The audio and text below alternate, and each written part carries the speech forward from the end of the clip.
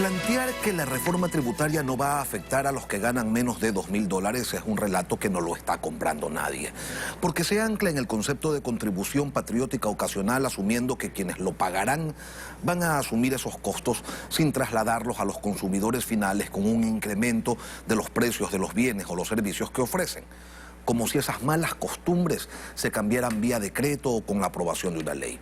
Y ya estamos todos grandes para esas cosas. En todo caso, vamos a analizar lo propuesto por parte del régimen y también los escenarios que plantea la reforma presupuestaria con Simón Cueva, ministro de Economía y Finanzas. Ministro, buenos días, bienvenido a Contacto Directo. Lenin, buenos días, mucho gusto estar aquí. Buenos días a la televisión. La reforma tributaria tiene como elemento positivo un criterio de progresividad. Se supone que así deberían ser siempre las reformas tributarias. Lamentablemente no ha ocurrido antes. La pandemia significó 9 puntos del PIB en pérdidas para la economía nacional. Hay un déficit fiscal que en los últimos años no se lo ha querido abordar frontalmente. Pero ¿cómo evitamos que los efectos de esta reforma no terminen afectando la reactivación económica por el lado de las inversiones y también por el lado del consumo? Buenos días. Sí, efectivamente la reforma tributaria está pensada en proteger a los más pobres y más vulnerables, que son quienes más han sido afectados durante la pandemia. Uno puede ver todas las estadísticas y claramente los sectores, los quintiles, los deciles más bajos de la población son los que más han sufrido en ingreso durante la pandemia. Y la lógica es que el país necesita efectivamente enfrentar un problema de déficit fiscal de fondo.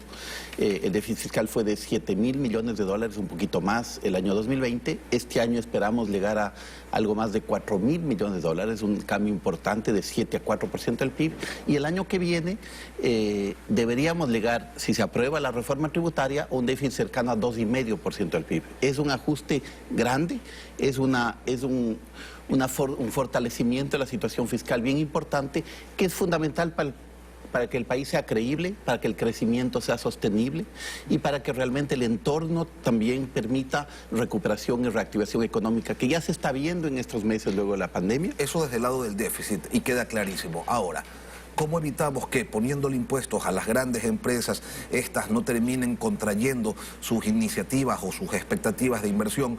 ¿Y cómo evitamos que castigando a quienes ganan más de $2.000, ellos no tengan una reacción y disminuyan el consumo, que es necesario también para reactivar la economía? Todo es necesario, pero efectivamente para una empresa grande, para alguien que quiere invertir y desarrollar nuevos negocios, lo más importante en un país es la estabilidad, es saber que es un país estable, sostenible a mediano plazo. Sin eso, nadie invierte a largo plazo en un país. Eso dicen todos los gobiernos, Simón, y resulta que cada vez y cuando se habla de estabilidad, de seguridad jurídica, y cada gobierno que llega pone una reforma tributaria y medio pasa cualquier cosita, se caen los precios del petróleo, cualquier elemento externo que nos termina aleteando y nuevamente se dan estos cambios normativos y se apela a la contribución por esta única vez. No es así, Lenin. Efectivamente, en la última década el Ecuador tuvo muchas épocas de muy altos precios de petróleo, de mucha bonanza, y sin embargo había déficit fiscal, ¿no es cierto? Ahora se trata de decir cómo organizar bien la economía, cómo limpiarla, cómo ordenarla de verdad a mediano plazo.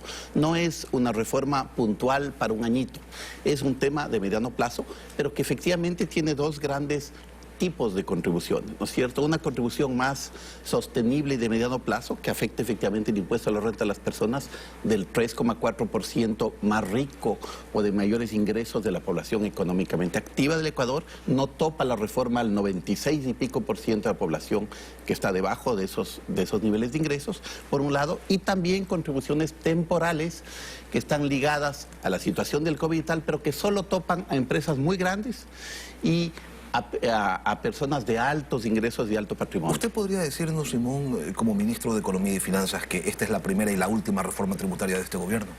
No le aseguro que sea la última, porque eso nunca se puede asegurar.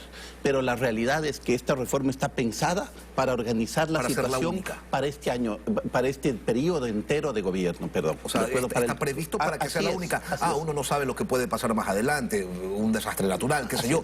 Pero si no llegara a ocurrir nada extraordinario, debería ser la única. Absolutamente. Ahora, para financiar el déficit hay dos caminos siempre, ¿no? Incrementar recaudación y reducir el gasto. $1.800 millones a fuerza de impuestos es lo que se está proponiendo. ¿Y el recorte es de cuánto? El recorte a lo largo de 3, 4 años de periodo de gobierno debería ser más de 3,5 puntos del PIB. 3.500, 3.600 millones de dólares al menos en el periodo de gobierno, y eso empieza con esta proforma del año 2022 y sigue a lo largo del periodo, porque el Estado tiene que mostrar a los ciudadanos también austeridad, seriedad en el manejo fiscal y eficiencia en el manejo de los recursos fiscales. Y eso hacerlo sin desproteger la parte del gasto social que beneficia a los más vulnerables, las transferencias sociales, el pago al seguro social, los gastos básicos en educación, salud, saneamiento, los temas de desnutrición infantil, los temas de protección social, de inversión pública y transferencia de los gobiernos locales y universidades. Ya vamos a hablar de la inversión pública, pero antes de eso, siendo de 7.000 millones de dólares el monto que alcanza la defraudación al fisco vía evasión de impuestos, vía defraudación aduanera, se podría resolver los problemas de pago del Estado, solamente logrando recaudar ese dinero, pero no aparece, Simón, por ningún lado la reforma, la implementación del sistema legal que permita solucionar este problema. ¿Hasta cuándo? Al contrario, Lenny, no solo la reforma fiscal, ¿no es cierto? No solo la Ley de Desarrollo Económico, sino las acciones reales del gobierno están mostrando esfuerzos bien importantes en ese sentido. Poco más de 400 millones de dólares están de recaudación adicional este año del SRI únicamente a grandes contribuyentes. ¿Pero de 7.000 millones? 7.000 es un monto que sale un poquito del aire, ¿no es cierto? Bueno, de la CEPAL, ¿no? Sí, de algunos estudios internacionales de comparación con el PIB, pero ya cuando uno ve prácticamente los atrasos de SRI, los temas de informalidad, etcétera, hay un esfuerzo bien importante con el SRI, se ha creado una línea de grandes contribuyentes, se tiene acuerdos de información tributaria con más de 140 jurisdicciones a nivel mundial para hacer intercambio de información. La propia ley prevé varios aspectos para fortalecer la capacidad de cobro de SRI y aduanas. Prevé varios aspectos para obligar a contribuyentes ciudadanos ecuatorianos que son contribuyentes en otros países, pero que tienen negocios relevantes, grandes en el Ecuador, a que también contribuyan y declaren aquí. ¿No es cierto? Eso es algo bien importante. Y se propone nacionalización de capitales también, pero a través de un sistema un tanto opaco. Se habla de la reserva total de la información. ¿Por qué? Al contrario, lo que se prevé es un sistema de sinceramiento patrimonial que permita que, ya que el Ecuador, y esto es buena práctica en muchos países del mundo que ya lo han hecho en la región lo ha hecho Colombia, lo ha hecho Chile, lo ha hecho Brasil. ¿Por qué con reserva absoluta? No es con reserva absoluta, es simplemente asegurar que el contribuyente, igual que cualquier contribuyente, tenga que hacer su declaración patrimonial acá, tenga que transparentar sus recursos acá y tenga por lo tanto que pagar impuestos sobre el flujo futuro de esos recursos, como es para cualquier contribuyente. No hay ninguna reserva particular de ninguno. ¿Y cuál es la aspiración de captación o de repatriación de capitales en función de esta propuesta? Eso es muy difícil saber exactamente. Sí, pero uno se plantea siempre un objetivo. Más ¿no? o menos la idea del gobierno sería que esta área podría recaudar cerca de 200 millones de dólares. Ahora, el gobierno ha recibido ingresos extraordinarios porque el petróleo ha estado en valores por encima de lo presupuestado. Se recibieron además este año casi 1.000 millones de dólares en derechos especiales de giro. Las recaudaciones tributarias también han estado por encima de lo presupuestado. ¿Qué se ha hecho con ese dinero que se tiene que recurrir a más impuestos? Se ha hecho justamente una reducción gradual de la situación fiscal. Fíjese, como de 7 puntos del PIB a 4% del PIB en un año. ¿No es cierto? Ha sido un esfuerzo importante. Ahí está parte de esa plata. Y también los recursos en los gastos extraordinarios ligados a la pandemia. La pandemia nos ha costado como país en excepcional cerca de 900 millones de dólares. Y ya se ha pagado una parte. Ya sí, ya se ha pagado prácticamente todo de eso, se ha pagado para todas las vacunas y toda la logística y el proceso de vacunación. ¿Qué se dejó de pagar para tener esos recursos libres y poder destinarlos a la atención de la vacunación? Lo que se ha tenido que hacer es ser muy austero en el día a día de todos los ministerios y todos los presupuestos y todos los gastos públicos. ¿No es cierto? Parte del trabajo de asegurarnos que los recursos vayan a donde deben ir, y se ha empezado a trabajar seriamente con el sistema de compras públicas, con el CERCOP, para ir uniformizando las compras, evitando despilfarro en el gasto público y asegurándonos que las compras sean a precios cada vez más estandarizados y adecuados, porque esa es la única forma de proteger los recursos sin afectar las necesidades. Y al mismo tiempo se ha incrementado transferencias sociales.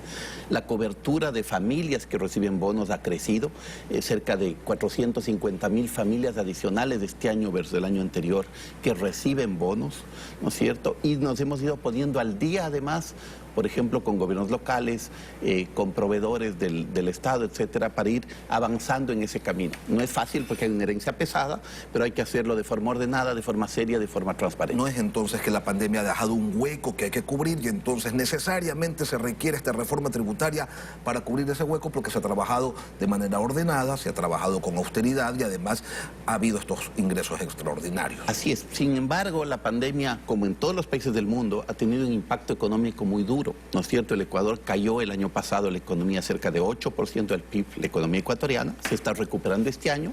Las proyecciones oficiales nos dicen que será cerca del 3% este año el crecimiento. Creemos nosotros que puede ser incluso un poco más porque hay buenos indicadores de recuperación económica y reactivación tras la pandemia. Se empieza a ver el empleo que se está recuperando, ya van 275.000 plazas de empleo adecuado que se han creado desde el mes de mayo, que se recuperan la economía, y se empieza a ver los niveles de recaudación, de ventas, el sector turístico con el último feriado, por ejemplo, uno ve una serie de indicadores que empiezan a mostrar que la economía se va gradualmente recuperando, pero la economía a mediano plazo necesita ser seria, necesita ser creíble, necesita ser confiable, ¿no es cierto? Porque caso contrario no habrá muchas más inversiones que son fundamentales para crear empleo de calidad a mediano plazo. Hablemos de esa confiabilidad y hablemos un poquito sobre la proforma presupuestaria 2022. La disciplina fiscal manda que el que no tiene no gasta. Pero ustedes tienen un presupuesto para el 2022 que es 2.400 millones más alto que el de 2021. Tienen 24.000 millones de ingresos, 28.000 millones en gastos, una necesidad de financiamiento de casi 10.000 millones de dólares. Y entonces surge una pregunta allí básica: ¿dónde está la disciplina? A ver, se le debe mucho a la disciplina en realidad en la proforma, porque díganos dónde. Seguimos con el ritmo de reducción del déficit fiscal, ¿no es cierto? Como le decía, quizás este año 2021 acabemos en algo más de 4.000 millones. La proforma prevé un déficit fiscal de como 3.700, pero eso es sin los ingresos de la reforma tributaria de la Ley de Desarrollo Económico, ¿no es cierto? Si asumimos que esa ley se puede aprobar en la Asamblea y puede avanzar y podemos transitar en ese camino, entonces el déficit fiscal del año que viene será cercano a 2.500 millones de dólares. Imagínense pasar de 7.000 a 2.500 en 2 años, es un esfuerzo muy grande para el Estado, ¿no es Claro, cierto? pero también estamos pasando a viene... tener una deuda de 78 puntos del PIB. No. La deuda es en 63% del PIB este rato. ¿Y 10 puntos más que ahora se prevé? Es que no es así, Lenin, porque el financiamiento lo que suma es el déficit fiscal más las amortizaciones de pago que hay que pagar, y por lo tanto la deuda sube por el financiamiento, pero baja por las amortizaciones que va.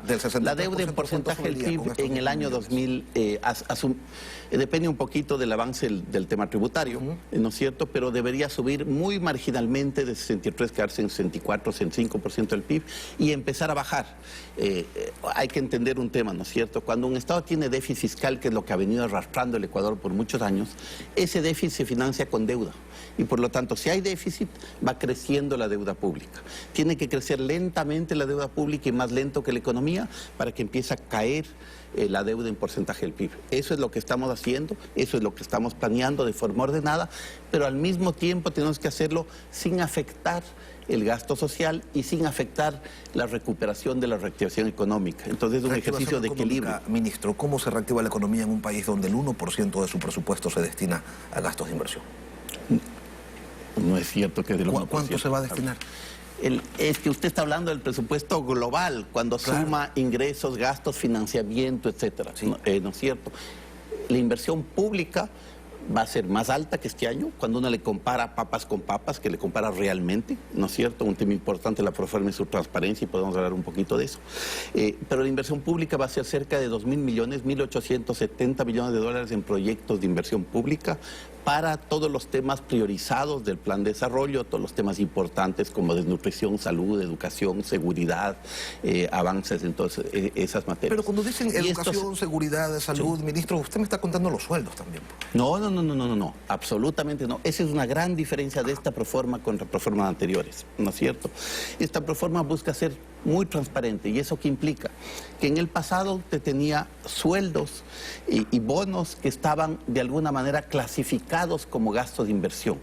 En esta proforma se está buscando que que todo lo que sea sueldos y bonos permanentes esté clasificado como debe ser, como gasto permanente. ¿De acuerdo? Y eso implica que haya que comparar lo comparable, porque efectivamente, si no, se decía, la inflación es, el gasto de inversión es muy alto, ¿no es cierto? Pero en realidad ese gasto de inversión tenía, la mitad de ese gasto correspondía a sueldos y bonos que en realidad están ahora reclasificados donde debe ser, y a veces más de la mitad. Entonces, cuando uno le compara lo comparable, el plan anual de inversiones va a subir de 1.400 a casi 1.900 millones de dólares. Hay observaciones de algunos sectores, ministros, y es importante que usted lo aclare. Hay observaciones que señalan que ha habido un recorte en más de 200 millones de dólares en lo que se va a entregar a las universidades públicas. ¿Es verdad? ¿No es verdad? Y si es así, ¿por qué? No es así. Lo que pasa, Lenin, es que las universidades tienen, por un lado, transferencias de asignaciones del presupuesto general del Estado, y por otro lado tienen gastos ligados a sus propias fuentes de financiamiento y a sus ingresos de autogestión. Entonces, cuando uno compara un año contra otro, tiene que comparar lo comparable. Si uno compara las asignaciones de un año con el otro, hay un incremento del presupuesto a las universidades. Y eso es lo que hace el Ministerio de Finanzas, es un incremento, porque además ese incremento está dependiendo en buena parte de sistemas de los ingresos del Estado. Como los ingresos del Estado están recuperándose, entonces las transferencias a la universidad se van a recuperar. Dicho sea de paso, si en paralelo se aprueba la ley de desarrollo económico, eso implicará más ingresos permanentes para el Estado y podría incrementar las transferencias tanto a GATS como a universidades más allá de lo que esté en la proforma. ¿Al IES se le va a pagar? Al IES se le va a seguir ordenando. Estamos con el IES trabajando muy de cerca en varios temas para ir aclarando temas del pasado también, ¿no es cierto? Como en otros sectores hay muchos temas que hay que ir ordenando y arreglando, y parte es ver deudas del pasado para asegurarnos que sean deudas de verdad, que sean auditadas, etcétera, y poder ponernos al día. Y por otro lado, trabajar con el IES en las transferencias más normales, digamos, de pensiones, y la parte de transferencias corrientes de la proforma sube en buena parte por la transferencia de la Seguridad Social y por el pago de bonos como el bono de desarrollo humano. Simón Cueva, ministro de Economía y Finanzas. Podríamos quedarnos conversando toda la mañana, pero el tiempo es un tirano. Gracias por acompañarnos hoy aquí en Contacto. Muchas gracias, Lenin. Gracias por la invitación. Gracias a usted. Cuando regresemos, la reforma tributaria, la inversión extranjera que promueve el Ejecutivo y una asamblea